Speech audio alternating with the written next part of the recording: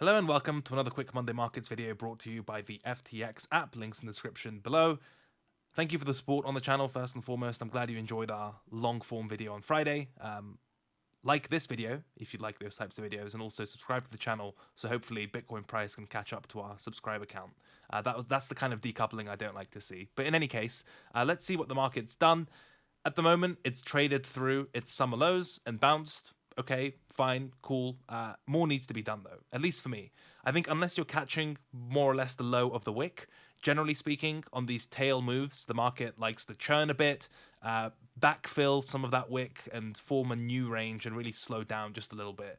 I think maybe 1 to 2 times out of 10 after a move like this, you get an immediate V reversal into a new trend. Most other times you get a bit of churn, a bit of congestion, new price action, other new ranges, and just other structures to trade, right? So some patience may be required unless you're getting very good entries. As far as what would shift this and make the high time frame, or in this case the monthly chart, generate a signal, well, as discussed, the market was/is in a monthly range between 30 and 60k. What happened at 60k was you had a breakout attempt, didn't do anything, back within the range, straight to the other side. So if this is going to be a kind of bullish setup or a mirror setup, what it would look like is a spike through the summer lows, absorption, and then what happened at the range at the range high, essentially happening at the range low. So market looks like a break, back within the range, straight to the other side. What would that look like? Looks like a break, doesn't go anywhere, back within the range, and straight to the other side. And so this is the kind of missing element. And at the targets wise, at the very least, the range midpoint in the mid 40s, likely all the way up to the range high, which has been untested in a while if this type of setup forms. So I think the monthly close is still going to be instructive. We will talk about some faster moving signals like on the weekly time frame and stuff, but just like the anatomy of this range staying alive and or the market being bullish is in any case contingent on 35 to 37 becoming support, acting as support, or this being some sort of failed breakdown. Failed breakout, number go down.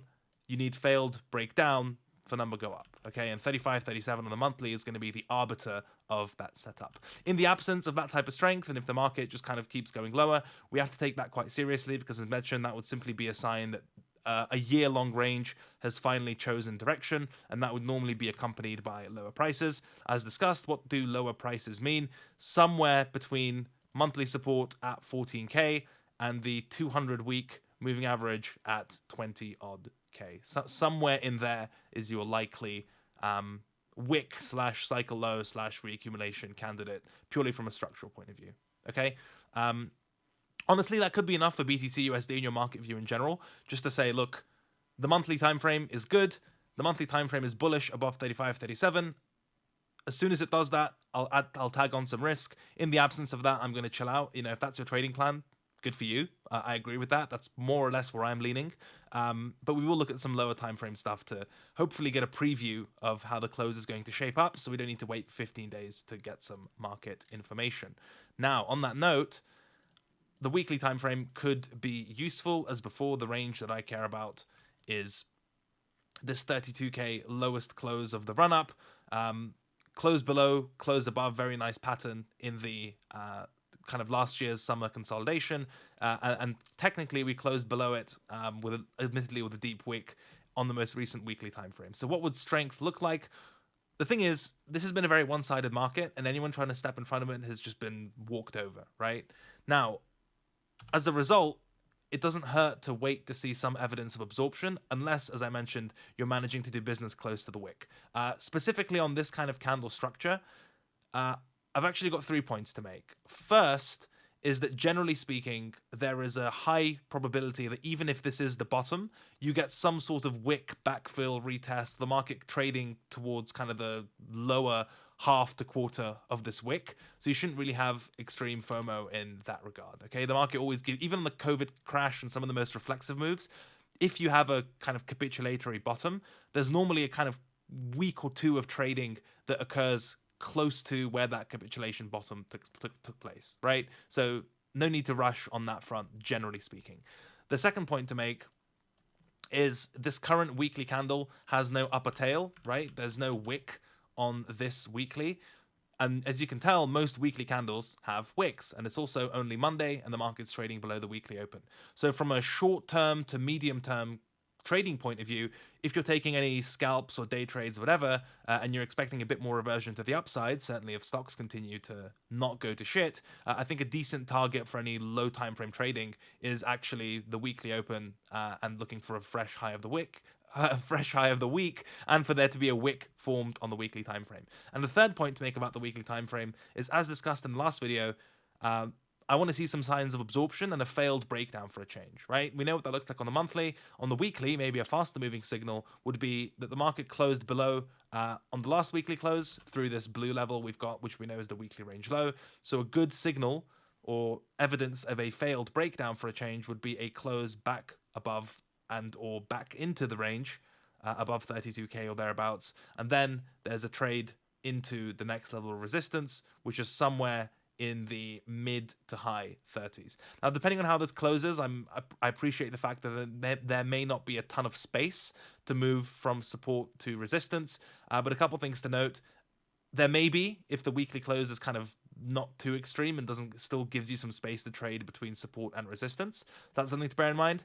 And secondly, even if you're not going to trade Bitcoin on that type of failed breakdown signal because the range isn't big enough, it's very likely that there are going to be sufficiently large altcoin moves as the market moves up on that type of failed breakdown to give you plenty of space to trade. So even if it's not the specific BTC USD setup that's going to trigger or become attractive as a result of this close below, close above type of deviation, it's likely a good barometer for the market in general, and that can be reflected in slightly more aggressive altcoin positioning. So that's something to bear in mind as well. I think that's all for the weekly time frame. Obviously, not gut feeling, but just by observation, you've got to be careful fading something like this, because I'm sure there are traders who stood in front of this quite prematurely. Now we've got a wick, at least it's something, and for me, just the wick in itself isn't enough. There's a decently high chance that even if it is the bottom, you get to re-enter or some sort of backfill effect. If it's going to be bullish, asking for it to reclaim the weekly range low, I don't think is asking for too much. And at the very least, looking for a rotation into prior area of support turned resistance. Okay, so weekly time frame wise, if it dips back in, don't be surprised.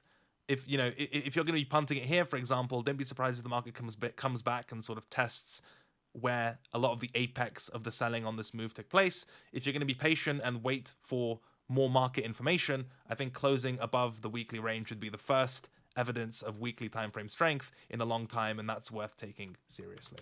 Okay, still speculative, and of course the point about there not being an upper wick yet. So for day trading, it's a decent little target. Everything else is a bit unchanged / messy, right? It's the same old thing where we traded through the summer lows. You get a mechanical bounce from all the forced selling and money changing hands, if you will, kind of a high volume blow off bottom of sorts, at least when it comes to local lows, and then the market trading back within that same kind of congestion area and getting stuck a little bit. I'm personally expecting a tiny bit more ranging and a bit more price action in this area to develop for reasons stated. And yeah, that's really it. To be completely frank with you, it's mostly the monthly and the weekly time frame that's going to be driving my decision making. I appreciate the daily time frame moves quicker, and there is some structure to work with, but these time frames for me are much clearer. Like certainly the monthly, and I don't want to get chopped up or lose focus spending too much time here if I know that the higher time frame, higher conviction signals are going to come from slightly higher time frames. Intraday, not much, right? Not much. It's just consolidating. Not going to make stuff up. That's BTC USD. Let's talk about ETH USD. It's got a slightly more constructive weekly close. As we discussed for what felt like ages, the setups that I'd be keen on, or at least where the market would be interesting, would be a reclaim of 3K or the market retesting the range low at 2K. Everything else, far less attractive. Thank God the market didn't bounce at this like shitty small candle consolidation, because those levels were really bad. So for those of you who are patient and following kind of Technical Roundup, either the channel, the newsletter, whatever, finally we're at some decent levels. I think same considerations apply. There's a decent chance that eventually, even if this is the Shmiko bottom, the market comes back and retests the level itself, if not kind of backfills a lot of this wick. So if you missed that entry or you're looking to do business at the range low, there's a decent chance we do some more trading around there. The market's at support, to be clear. I probably should have started there. What else? So monthly time frame, I had a couple questions asked about this, given we've been relying on Bitcoin monthly time frame, but not much on ETH. I just think in general it's a bit less clear, a bit less attractive. I'm not a huge fan of how we didn't spike these lows, at least on Coinbase. Maybe the perps did it. I haven't actually checked. Let me see. No, the perps didn't do it either. So that's kind of, just on a personal anecdotal note, I really don't like getting long when there's a very clean kind of untapped double bottom left, because I know that that's going to be a very attractive either magnet or target for shorts on any bounces higher. But just in general, from a structure point of view, I think this might be our range for some time. So support on the weekly at around 2K. Maybe at this point, resistance will become relevant here at 2.5K, and then the top of the range at 3K. And so if this is some sort of interim bottom we're dealing with, the range we have to trade is between 2K, 3K, and 2.5K is the range midpoint. So if stuff continues to bounce, if equities do well, etc., the basic target for that would be from support to resistance. That's really it for ETH USD. Structurally looks in slightly better shape than BTC. The double bottom that we've kind of left in is somewhat concerning, but generally speaking, if the markets are going to bounce and if we get equities not eating shit, I think around 2K is your range support. And if you get a rip, I think the first area to pay attention from a higher time frame point of view, I'd expect some profit taking at 2.5K. I might fish this week, especially if it kind of gives me a risk-defined price pattern. That is to say, it looks like this area held on a weekly basis as support. So let's say the market pushes back into it or even below it on an intra-week basis. It looks like it's dead, and then you actually get a failed breakdown at support. My risk would be the low, enter somewhere at the structure, and targeting. I mean, knowing me, I'm probably going to cut it somewhere in this consolidation. But in terms of structuring the trade, that would be, let's say, something like this, right? Risk goes wherever the low was put in on that move, looking to buy the level itself, and objective would be the range midpoint. And wherever that takes place, that will be, that's a decent trade setup. I just want to have my eyes open for that. And ideally, the failed breakdown portion forms to give me some extra juice.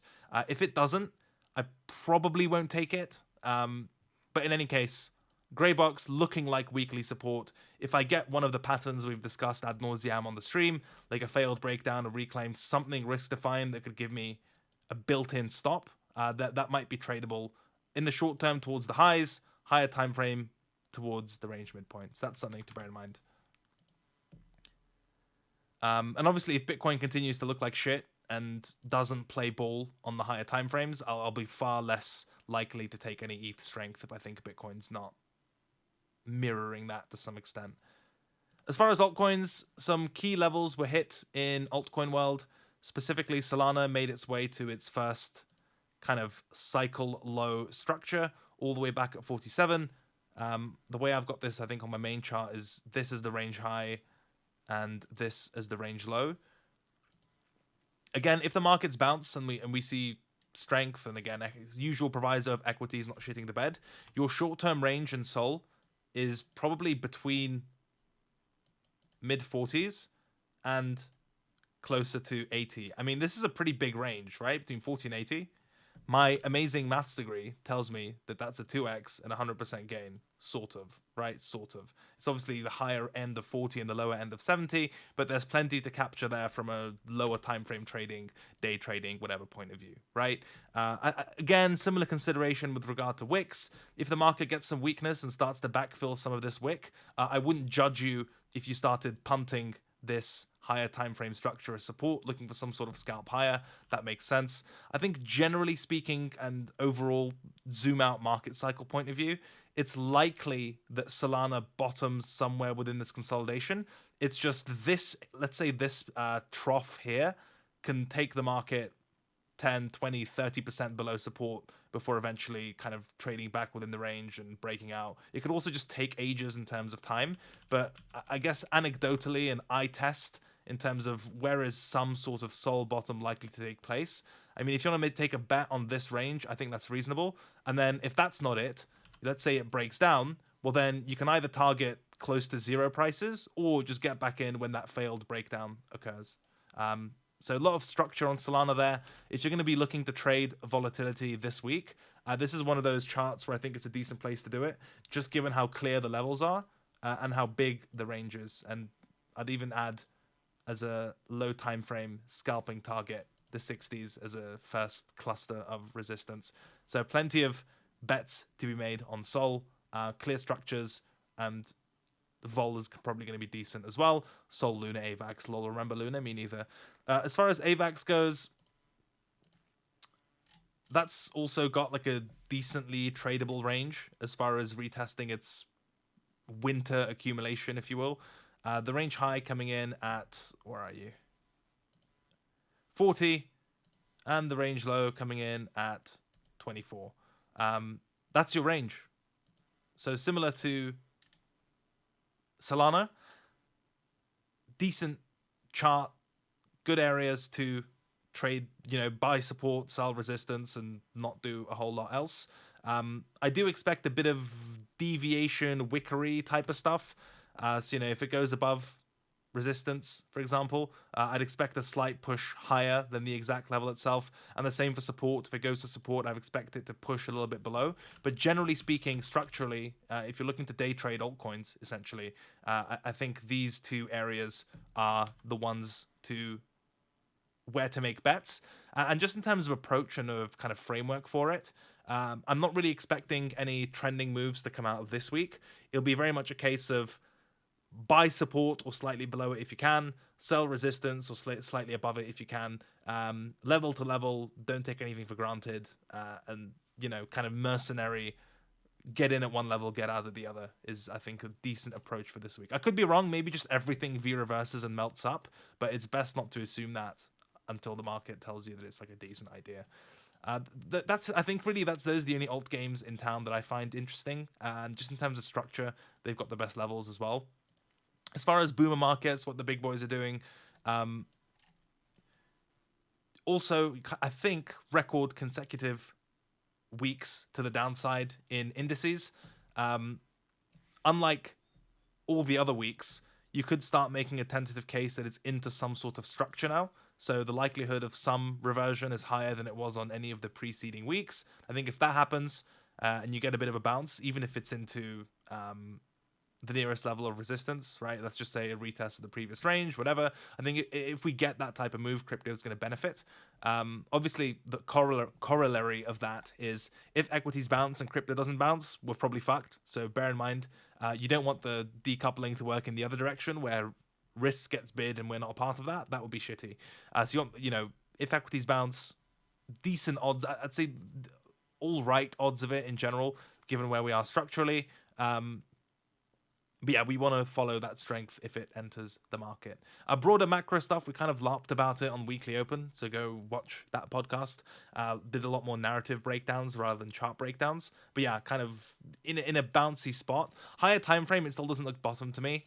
I want to see at least the monthly cluster trade as far as higher conviction for bigger bounces, which is around just under 3,800 on this chart. But I'm always going to be the first to make a bunch of disclaimers and caveats about the predictive power of that type of stuff, right? But just something on my radar. As far as monthlies go, if you want some copium, the good news is in the NASDAQ, which is to say it actually hit support and the monthly kind of cluster range high at 12s, 12.1 specifically. So if we are going to get a reversionary bounce, even if it is just to retest the prior breakdown point, last layer pre-break, whatever, that move still is probably good for crypto, hopefully.